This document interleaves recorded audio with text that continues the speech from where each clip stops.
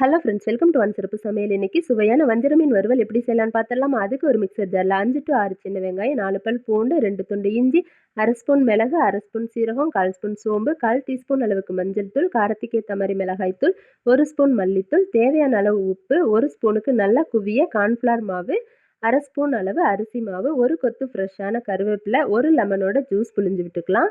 அது கூடவே ஒரு சின்ன குழிக்கரண்டிக்கு 1 கரண்டி அளவு எண்ணெய் சேர்த்து நல்லா ஃபைன் பேஸ்ட்டா அரைச்சு எடுத்துட்டு வந்துக்கலாம். இப்போ நம்ம ஆல்ரெடி மீன் துண்டுகள வாஷ் பண்ணி வச்சிருக்கோம். அதில நம்ம அரைச்சு எடுத்த மசாலா பேஸ்ட்ட எல்லா இடத்துலயும் ஈவனா ஸ்ப்ரெட் பண்ணி விட்டுறலாம்.